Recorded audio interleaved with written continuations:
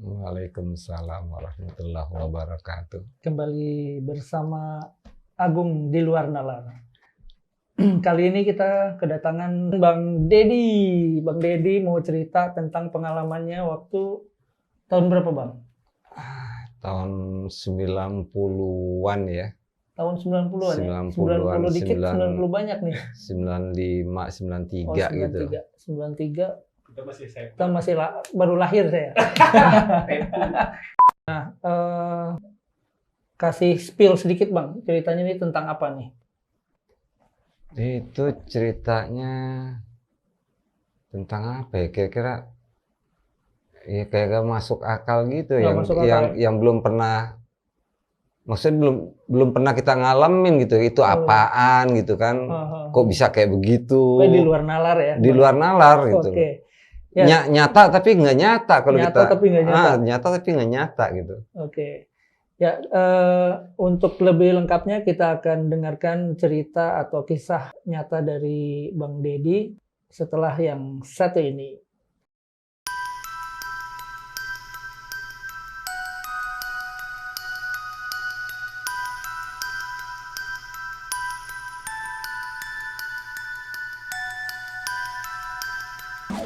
Silakan diceritakan, Bang, bagaimana pengalamannya waktu itu, di mana? Okay. Jadi kisahnya itu ngalaminnya itu di daerah Fatmawati di komplek BNI ya, komplek memang itu komplek itu karyawan BNI. Jadi pada saat itu ini lokasi tempat kita biasa ngumpul lah. Base camp lah. Kita punya geng atau teman-teman yang biasa ngumpul. Kalau kita mau kemana, janji-janjian kemana, kita ngumpul di situ.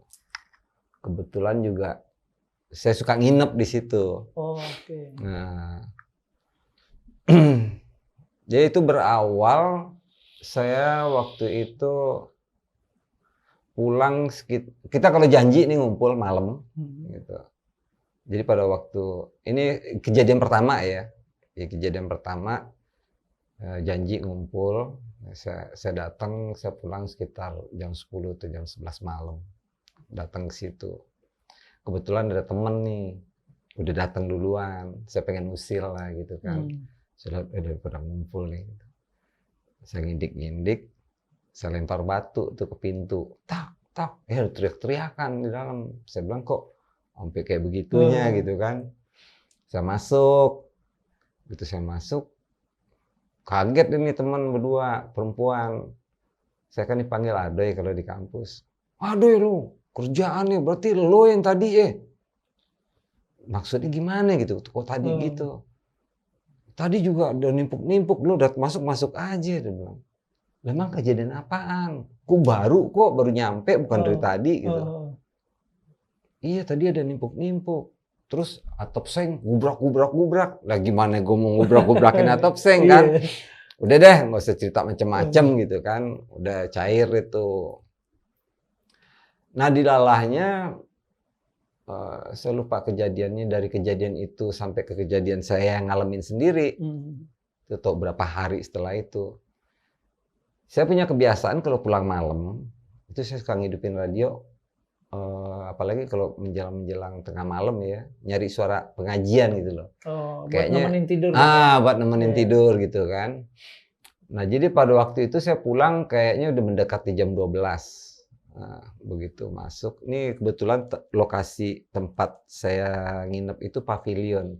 Jadi kayak rumah induk, ada pavilion di sampingnya gitu. Atau tempat biasa kalau ada tamu atau apa nginep di situ. Jadi kebetulan kita jadi base camp. Begitu saya masuk, buka pintu ke kamar mandi, inilah ganti baju lah gitu kan. Saya tutup pintu, saya cari tuh ada radio kan. Sebentar kok nggak dapat siaran gitu. Nggak ada siaran, nggak dapat ya? Nggak dapat. Mungkin dilewat nih kayaknya. Ya sok lah, udahlah gitu kan. Jam berapa tadi Bang ini? Sekitar jam 12-an lewat Oh, jam lah. 12 lewat ya? Jam 12-an Oh. lewat. Kalau udah nggak ketemu siaran ngaji itu udah pasti Udah lewat dari lewat jam 12. itu. Udah saya matiin. Begitu saya matiin, saya ke ini Dipan Pemaringan gitu kan, menuju Pemaringan. Saya lagi menuju Pemaringan, bunyi suara burung di dalam kamar itu. Oh, di dalam kamar. Cuit, cuit, cuit, cuit gitu kan. Lah saya kaget kan. Lah kok ini mana burungnya gitu kan? Aneh banget kok bunyi suara begituan. Saya cari kagak ada kan. Itu perasaan kagak enak kok bunyi suara burung di dalam ruangan. Di dalam ruangan. Ya nggak gede lah. Itu malam lagi kan? Tengah malam lagi kan. Ruangan lebar 2,5 meter. Emang cukup panjang sih, cuman ya untuk ruangan begitu cuman ada dipan, kamar lemari pakaian, terus pojokannya itu kamar mandi. Gitu. Dan bunyinya di ruangan ini gitu kan. Saya bilang, burung aneh banget, ya udahlah. Coba netralin suasana, udahlah gitu kan. Saya rebahan tuh di kasur gitu. Begitu saya rebahan di kasur, jadi posisi kamar saya itu pojok kanan itu dipan, pojok kiri pintu masuk, ya kan. Jadi saya ngadep kamar mandi itu, sama lemari pakaian gitu kan.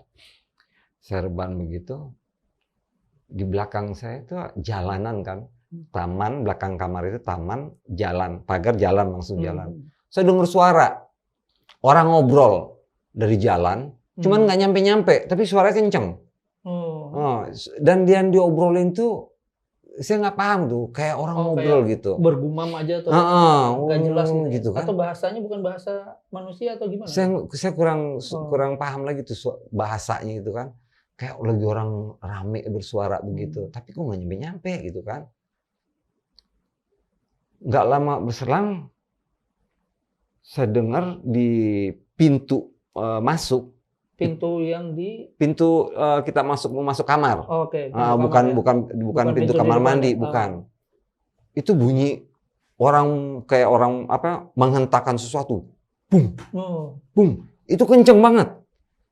Kalau menurut saya itu pasti didengar orang gitu loh. Aduh, saya bilang apaan nih? Saya merem dah tuh. Saya merem. Aduh, ini ada apa gitu kan?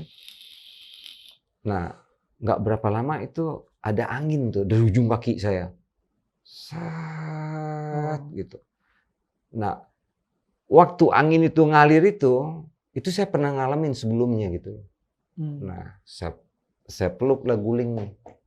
Saya peluk guling. Saya pejemin mata. Begitu saya peluk guling itu saya ngerasa dipan saya itu diayun. Dak gitu. Saya udah nggak bisa ngapa-ngapain. Saya mau ngucap aja saya udah nggak bisa gitu. Dan di otak saya itu berpikiran dipan saya ini bakal ambrol. Karena gitu. Goyang-goyang itu ya? Karena diayun digoyang gitu. Karena dipan itu memang kalau kita lagi ngumpul itu kita nggak bisa bercanda di dipan itu. Kalau kita bercanda dia ngambrol. Ini nggak ngambrol. Saya cubit di tangan saya lagi merem itu, meluk guling. Saya cubit di tangan. Wah, sakit kan? Gue masih sadar gue nih gitu. Dalam hati gue sadar. Berarti bukan mimpi ya? Nah, berarti bukan mimpi kan? Benar. Bukan mimpi gitu. Cuman untuk melepas ini gue gimana caranya nih? Mau ngapain itu nggak bisa gitu. Gue pejemin mata, itu takut nih setengah mati itu. Aku pejemin mata. Gue berusaha untuk lepas dari suasana kayak begitu, ya kan? Mau ngucap kagak bisa, mau ngapa-ngapain nggak bisa gitu. Wah, ini ada apa nih? Wah, ini kejadian berikutnya apaan gitu kan? Dari suara burung, dari suara orang ngobrol gitu. Yang gue takutin kan kalau tiba-tiba sesuatu nongol di depan gue gitu kan. Iya. Tapi gue tetap sambil nyubit itu bahwa pengen gue tahu gitu, gue di alam sadar gitu, bukan di alam bukan sadar gitu, bukan mimpi gitu loh. Udah gue diam ya. Tapi ini tenggorokan ini kayaknya nggak bisa ngeluarin kata-kata gitu. Kayak gue pengen nyebut Allah itu kagak bisa atau astagfirullah kayaknya kata-kata yang paling gampang disebut tuh Allah ya udah gitu Iya, kan. itu kan Pendek gitu pendek kan, gitu ya. pendek. Itu pun nggak bisa tuh Nggak ya? bisa, Oh. gitu kan. Sambil nyubit nih, aduh gue udah diem ya. Sampai gue mendapatkan momen ngebayangin lafaz Allah. Oh. Itu warnanya kuning bercahaya gitu. Tas gitu. Baru gue Allah gitu kan. Allah gitu. Cuman gue nggak berani buka mata. Oh, kondisinya dari tadi tuh merem terus Bang Dedi berarti. Gue kayaknya takut ngadepin kenyataan gitu kan. Begitu gue buka mata, gue tahu apa di depan gue gitu kan. Nah, terus gue gitu. debt collector Bang pas muncul deng. Ya, waktu kuliah gue apa udah ada debt collector iya. Ya? Belum ada pinjol Bang ya. Atau 92, 93 gitu kan. Bener. Kalau sekarang beda tuh guys, mungkin duk debt collector pinjol yang datang. Iya, pinjol. Atau tiba-tiba nongol, Anda saya kasih satu permintaan gitu. Nah, gue sampai tertidur gitu. Allah, sampai gue nyaman. Itu angin nyusut. Angin itu turun. Bener-bener berasa gitu. Gitu. Itu adem loh. Adem. Sampai gue tertidur. Gue bangun besoknya. Begitu gue bangun, gue ngeliat suasana gue gitu loh. Sampai gue liat Ipan gue. Nggak ambrol, nggak apa ya. Gitu kan. Nah, sampai gue berarti yang diceritain sama teman-teman kemarin itu benar gitu loh. Mereka ngalamin gangguan ya. Gitu. Yang genteng. Yang genteng. Tapi gue pikir gitu loh, kalau seng digubrak gitu kan, kayak lepas itu seng. Berarti besoknya bakal kejadian kayak begitu, ada angin bakal gitu. Ini enggak gitu loh. Gue bilang, waduh benar juga nih. Nah sejak itu gue kayaknya nggak berani lagi berada di tempat itu. Nggak berani di situ lagi. Gitu. Kalau burung itu apa sih namanya, Bang Dedi? Burung itu pernah ngedengar nggak yang sama bunyinya? Kalau burung itu ada temen yang lain yang pernah nggak pernah. Tapi belakangan nih, belakang ini saya pernah dengar malam-malam itu burung, tapi bukan di dalam rumah, bukan di dalam ruangan, di luar ruangan. Cuit di belakangan ini atau ya beberapa minggu atau beberapa bulan yang lalu lah saya pernah dengar, tapi saya pengen lihat itu burung apaan sih, nggak pernah kelihatan itu burung gitu. Tapi di luaran rumah, saya kebetulan lantai 2 ya di rumah ya, suka duduk di pinggir jendela gitu kan sambil ngopi-ngopi gitu kan. Malah saya sempat berdiri lihat itu burung apaan sih gitu. Ternyata nggak kelihatan. Nggak kelihatan. Tapi anehnya juga kemarin malam ada pemutaran film G30 SPKI ya. Iya. Ada jenderal apa gitu kan. Dia sempat dengar suara burung di ruangan itu gitu loh. Kayak suatu petanda gitu.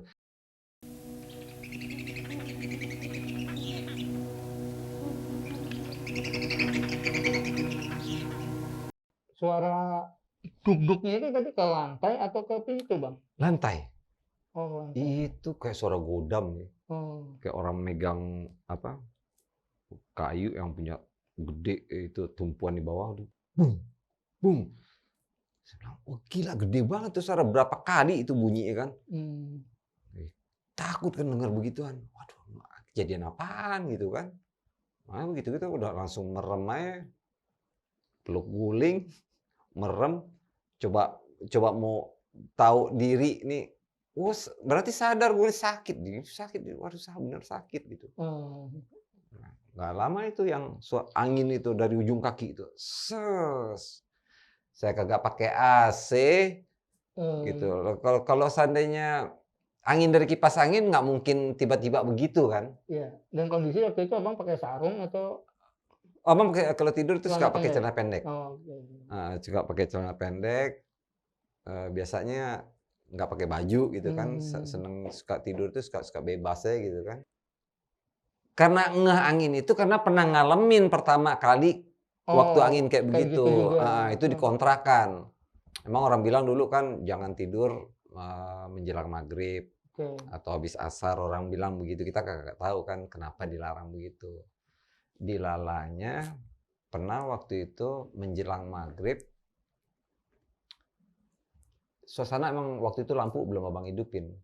Lampu-lampu di rumah abang punya kontrakan, ngontrak waktu itu kan los saja, ruang tamu, kamar, ruang makan, sama ruang TV, terus kamar mandi.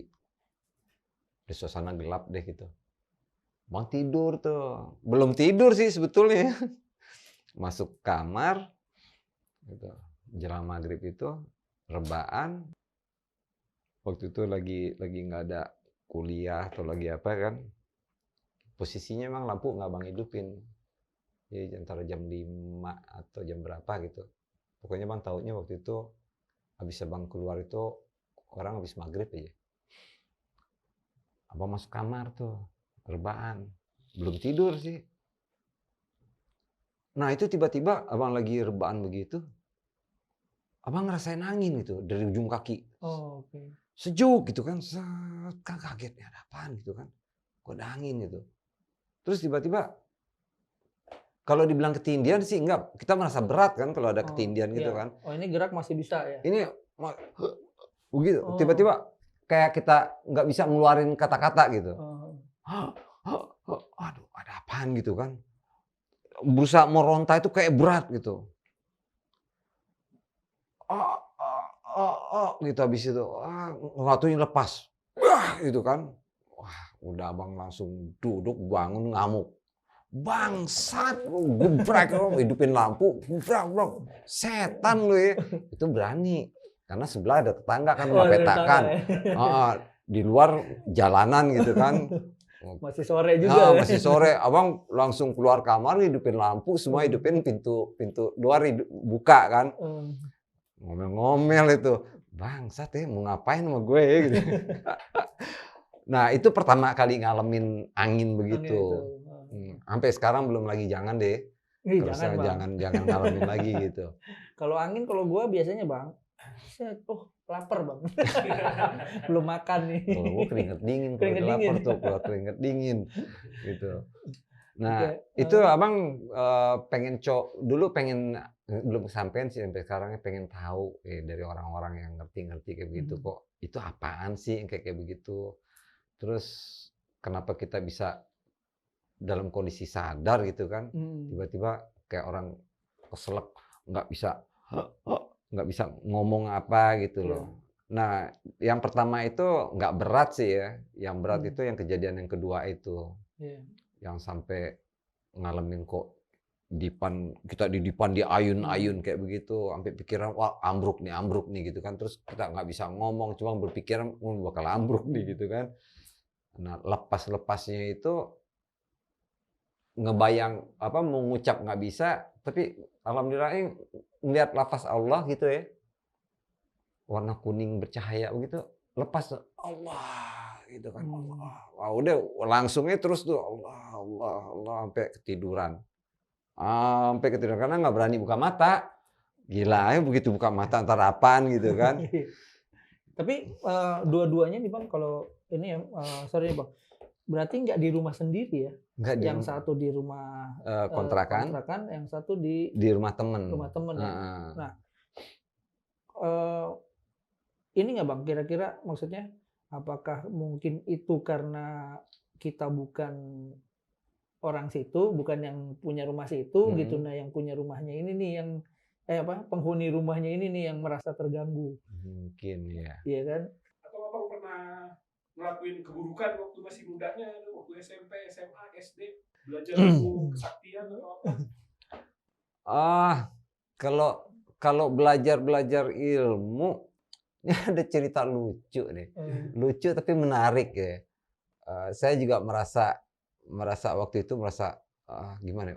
Wow gitu kan. Ih, bener lo ada, lo bisa lo, nggak bohongan gitu kan. Itu waktu SMA. Saya sekolah itu di sekolah milik Yayasan Prayoga. Itu sekolah itu untuk olahraga itu lumayan bagus lah, cukup ngetop lah ya prestasi-prestasi di bidang olahraga. Sampai itu di kelas, kalau nggak ada guru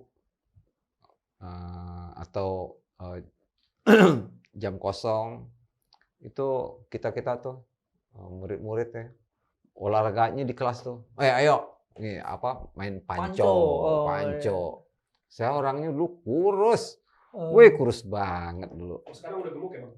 Alhamdulillah nih gemukan nih. Jadi saya kalau olahraga memang kurang ya. Olahraga saya tuh lebih suka tuh kayak cinta alam. Dulu waktu SMP gerak jalan gitu, powernya paling di situ. Tapi kalau untuk olahraga yang benar-benar bela diri atau panco atau angkat besi itu saya nggak enggak. pernah gitu loh. Di kelas itu paling 1, 2 atau 3 orang bisa saya kalahin. Itu pun kadang-kadang kayak menang, kadang-kadang saya kalah gitu kan. Satu kelas kita kalau nggak salah itu 35 orang. Bayangin tuh, kalau nggak ada guru, wah kadang-kadang naik ke kelas atas, begitu juga, mana gitu. Nah kita kan enak juga kan, udah kecil, badan kecil, tinggi iya, krempeng, kalah mulu gitu kan. Ini awalnya nggak sengaja. Saya kalau pulang sekolah itu pasti ke terminal dulu. Nah, ke terminal itu lewat pasar. Jadi waktu itu lewat pasar ada kerumunan nih orang rame. Saya bilang ada apaan sih gitu. Ya ada ini akrobat. Orang jualan produk, tapi ada akrobatnya gitu. Oh pakai kayak pedang golok gitu kan. Wah, atraksi dia. Wah rambutnya sat, kagak kepotong-potong. Kagak putus. Saya lihat, ih, wow, hebat juga nih, gitu kan. Wah tangannya dipakein pedang, terus nggak beset, nggak luka. Wah gila juga nih orang gitu. Ya udahlah, abis lihat itu pulang naik angkot pulang. Kebetulan di rumah lantai 2 lagi proses pengerjaan lagi dikerjain sama tukang. Nah pas itu kalau nggak salah antara jam 1 siang, jam 1:30, 2 lah. Tukang saya itu lagi megang alat serutan kayu itu. Nah, serutan kayu dulu kan manual ya, yang didorong-dorong gitu ada mata pisaunya. Nah dia lagi pegang-pegang pisaunya. Entah kenapa saya bilang begini, wis hati-hati, saya bilang. Putus 1 jari, saya bilang. Dia ketawa aja kan. Mending kalau kayak orang di pasar tadi, emang lihat apaan di pasar? Wis ada orang, saya bilang. Rambut itu pakai golok kagak putus, saya bilang. Tangannya dia coba dia bacok-bacok nggak apa-apa. Itu mah bohong, dia bilang. Oh bohong gimana? Orang-orang lihat yang banyak yang lihat, kan. Terus dia bilang begini, dicobain nggak sama yang lain?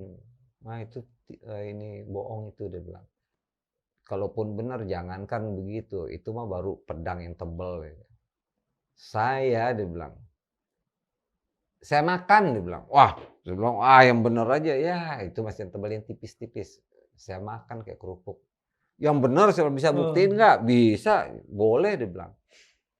Ya ambil silet gitu, dia bilang. Kok silet? Ya beli aja silet. Saya beli silet, beli 1 pak tuh. Saya beli, saya pengen tahu, dia bilang kalau dia bilang bisa lebih dari orang itu. Dia makan lagi katanya kan. Saya beli, saya kasih sama dia. Dia buka tuh silet.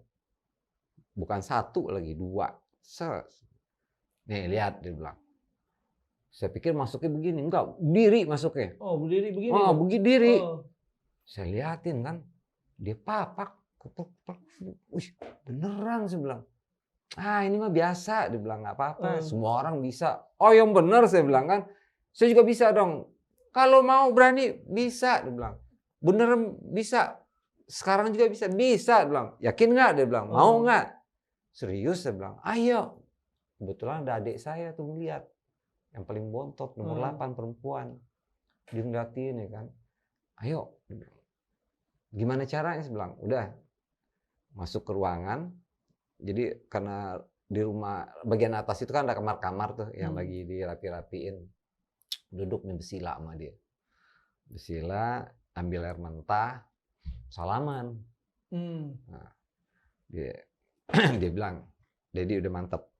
Mantep. Yakin? Yakin? Bener nih? Bener. Salaman. Terus dia baca dia tuh doanya kan. ikutin ya, bisa baca. Saya ikutin. Lupa deh, saya udah lama itu, udah nggak pernah saya lakuin lagi kan. Udah selesai baca, makan dulu. Karena saya pertama kan, saya makan dong, saya masukin begini nih, jangan kayak begitu, diri. Oh diri, saya makan. Saya papak. Bener, kayak makan kerupuk gitu. Nggak ada sakitnya itu, Bang? Kagak ada. Adik saya teriak-teriakan. Teriak-teriakan dulu, lari di bawah ngadu kan. Selesai makan, saya periksa kan. Kayak ada sepil-sepilan yang kecil-kecil gitu kan. Nah, lihat deh. Gimana? Udah, nggak apa-apa. Nah, udah, tuh air mentahnya minum. Air putihnya minum. Kumur-kumur gitu kan. Saya juga bingung, nggak apa-apa gitu kan. Bener. Terus saya bilang, ini saya bisa lagi nih, saya bilang. Oh bisa, dia bilang.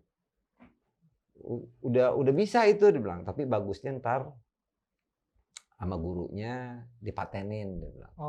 Nah, saya tuh otak saya langsung jalan tuh.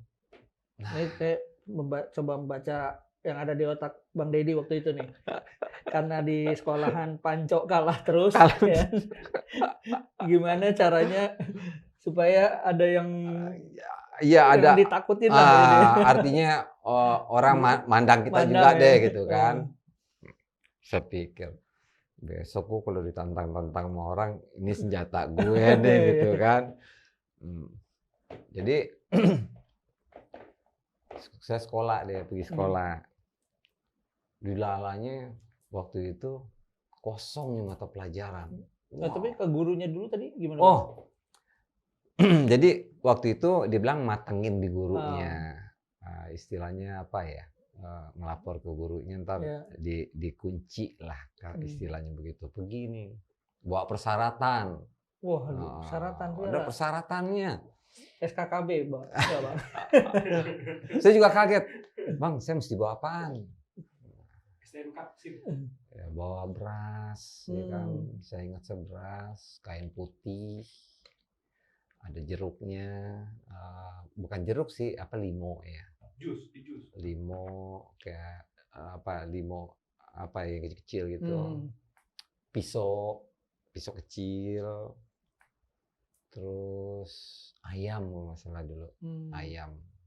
Udah pergi ke sana. Sorry Bang, ini kejadiannya waktu itu di daerah mana, Bang? Maksudnya di Jakarta Sumatera Barat. Di Sumatera Barat. Waktu SMA saya kan di Sumatera Barat. Nah, ini lucu juga sih. Terus pergi, ngobrol-ngobrol, banyak bercerita deh. Terus dikasih juga amalannya nih. Ini amalan untuk ini gitu. Nggak ada semedi gitu apa gimana? Nggak ada. Disuruh baca aja, terus sering-sering dibaca, dia bilang kan. Nah, ayam tadi dipotong, ada bagian-bagian tertentunya, kayak jantung atau hati, itu kita makan setelah diolah. Nah, kita makan. Pulang, pas udah terakhir, pulangnya, saya pakai bedak beras tuh. Dipakai bedak beras. Nah, ntar cucinya di rumah. Dilalanya saya jalan kaki lagi waktu itu ke situ. Itu di gunung kan? Bukan, itu belum, itu masih di kota. Masih di kota. Jadi masih sepi lah, belum rame dulu. Saya jalan kaki, jaraknya kira-kira 1 kilo, udah pulang pakai bedak beras tengah malam.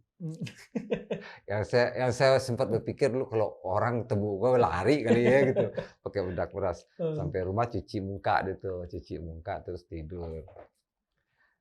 Nah, yang tadi di pikiran saya nih, saya nggak muluk-muluk sih, nggak untuk mau pamer-pamer, nggak apa gitu kan.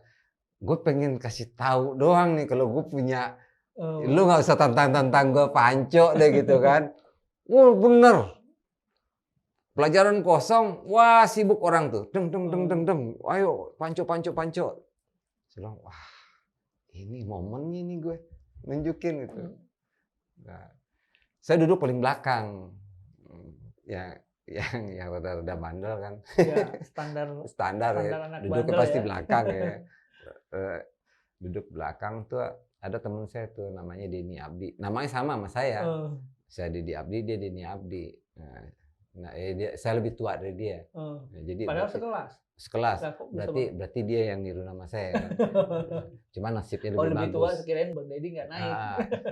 Saya berapa kali kan naik Oh kelas. gitu. Nasib dia lebih bagus Hmm. gitu loh sekarang.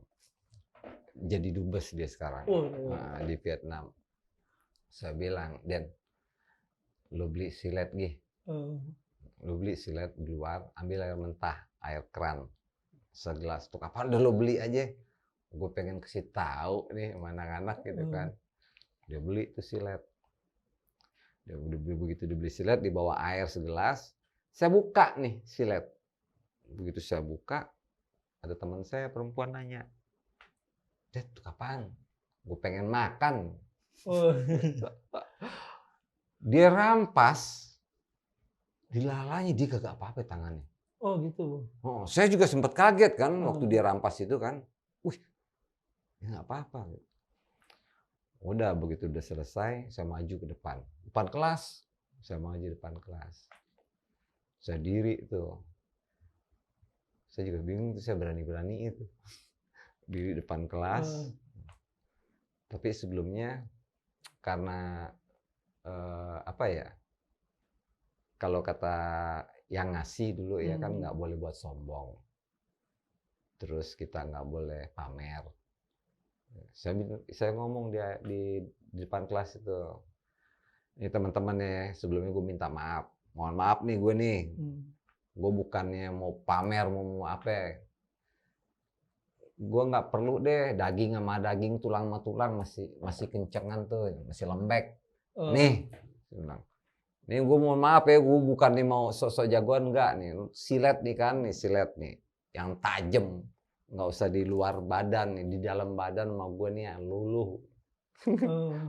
Makan tuh, berdiri masuk ya, rob gitu kan, kukunya. Tuh teman-teman yang perempuan pada begini nih, yang di depan gitu kan.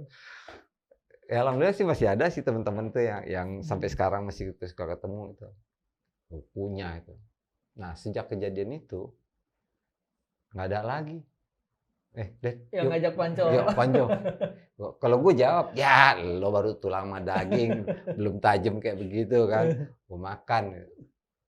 Gue berlanjut tuh, yang kayak begitu. Ininya apa? Bergurunya. Iya bergurunya. Dikasih amalan ini. Cuman nggak pernah gue pakai. Karena gue nggak dapat pembuktian langsung gitu loh.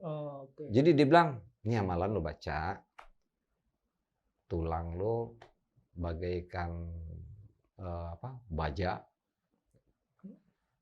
urat lo bagaikan kawat besi, dia bilang. Gatot kaca. Lo cari gara-gara deh. Cari ini, gue bilang gimana gue mau cari gara-gara, badan gue aja kurus dulu kan, orang melihat juga ya elah gitu, mau gimana memancing emosi orang kan gak mungkin gitu. Tapi kalau dia kasih, ini amalan lo baca, udah lo baca, lo yakin, dia ambil golok nih, tek, dia bacok-bacok di gue tuh, brak, gue nggak apa-apa, kayak tadi dikasih makan silet. Nah mungkin gue ada spirit ya, semangat ya. Percaya diri lah. Percaya diri ya, kalau ada orang sedikit macam-macam mau apa lo? Lo beri aja deh gitu kan. Kalau bisa kita beri gitu kan. Nah itu nggak gue bawa sampai sekarang, nggak. Nah, cuman yang silet itu doang, dan nggak pernah gue coba-cobain lagi sih. Pas gue kuliah di sini kenal sama orang-orang Betawi ya. Di gurunya belajar apa aja, Bang? Waktu di guru cuma dikasih amalan begitu. Oh, enggak yang tadi bertapa gitu-gitu. Enggak disuruh puasa juga enggak. Puasa enggak. Terakhir setelah sama guru ini nih, setelah dia kasih, dia bilang nanti kita selesaiin pengajian ini, kaji di gunung di tempat gurunya. Itu ini berarti guru lagi yang beda ya. Jadi guru dari guru gitu kan. Itu adanya di atas gunung. Itu gue kesana itu pakai mobil double gardan. Di daerah Solo. Jadi waktu berguru itu dikasih amalan-amalan kan, kasih amalan. Cuman ya itu, saya tuh kalau nggak ada dibuktiin langsung, itu ininya kurang gitu loh. Kurang percaya lah ya. Ya, kecuali begitu dia dikasih baca, dia beri gitu kan. Nah, kita timbul ini kan keyakinannya lebih kuat kayak waktu dikasih makan silet itu. Itu saya waktu ngeliat tuh, wah ini benar-benar di luar nalar. Tajam loh, silet itu benar-benar tajam. Tapi begitu kita makan, bukannya tidur, diri, papak. Kan kalaupun diri kan logikanya kita takutnya nyelip kan di antara gigi kan, bisa luka kan. Ini enggak, benar-benar kayak kita makan kerupuk. Retek gitu. Mau kita mau 2, mau 3, mau 1, sama aja. Nah, begitu banyak dikasih amalan, kan saya catat tuh amalan tuh saya catat tuh. Catat di buku takut lupa kan. Nah, terakhir dia bilang nanti ke guru yang di gunung. Itu di daerah Solo, Sumatera Barat juga sih, tapi daerah gunung. Nah, kita ke sana itu kalau nggak naik motor, itu pun susah dia bilang. Kalau naik mobil harus yang double gardan, yang bisa nanjak ke atas gunung. Kebetulan kan di rumah ada Jimny itu, SJ10, Super Jimny 10 kan double gardan. Double gardan, ya. Kebetulan saya juga familiar bawa gitu kan, ayo berangkatnya malam. Berangkatnya habis maghrib. Jadi benar-benar di atas gunung. Wah, jalurnya itu luar biasa di waktu itu. Sampai di atas, posisiin mobil, parkirnya arah mau pulang. Oh, udah menghadap ke arah pulang. Gitu. Arah pulang. Kalau mulai gelap tuh, namu dia tuh di rumah gurunya. Jam berapa tuh Bang sampai di atas? Antara jam 8 sampai jam 9 malam gitu ya. Tapi kita pulang benar-benar di tengah malam. Jadi di situ namu itu rumahnya aja masih pakai lampu ini, lampu apa? Sentir, yang pakai minyak. Iya, sentir ya. Sama Lentera. lampu pompa itu strong. Kalau orang sono bilang strongkeng atau patromax. Iya. Ngobrol itu, yang ngobrol tentang sejarah. Saya udah nggak mudeng sih waktu itu. Ngomong tentang ilmu, apa dia cerita macam-macam lah. Itu saya tetap bawa ini waktu itu, cuman kasih uang aja, dibeli juga, beli ayam, tetap beli ayam. Nah, yang di luar nalar saya nih, itu ayam yang udah dia potong, tapi belum mati. Dia kasih lihat nih di leher ayam itu putihnya benar-benar putih, ada kayak benang-benang, 7 benang, kayak benang itu putih gitu, halus-halus. Dia kasih tahu, ini benang dicongkel nih. Dicongkel ini bergerak kaki. Congkel ini ada beberapa anggota tubuh gitu. Ini jantung dia bilang. Ini saya lupa ada ceritanya ini fungsinya apa gitu kan. Berarti kan masih hidup tuh ayam. Gitu. Di bawah dia nunjukin apa jantungnya ini apa. Itu ayam udah kebelek. Tapi hidup gitu. Nah, terakhir baru dia dipotong habis, dimasak. Nah, terus saya makan bagian-bagian tertentu dari ayam itu. Itu kalau nggak salah saya digulai itu ayam waktu itu. Nah, selesai itu akhir dari pemberian ilmu. Nah, pulangnya salaman tuh sama tuh guru. Salaman, tapi nggak habis salaman kita membelakangin dia. Nggak boleh nengok lagi. Kalau sempat nengok dia, kita bisa bertarung sama dia gitu. Itu pantangannya. Nggak dibedakin lagi tuh Bang? Nggak dibedakin bedak beras lagi? Nggak, itu nggak dipakai bedak beras lagi. Itu kan gelap itu di luar. Sampai jarak mobil tuh cukup jauh untuk sampai ke tempat rumahnya itu. Dia tendang, dia bilang kan, ntar begitu salaman, kamu mau belakang, saya tendang, kamu langsung jalan sono. Jauh. Jangan lihat ke belakang sama sekali. Terus jalan, wah gelap ngeraba. Untung ada, kita waktu itu bertiga atau berempat pergi kan.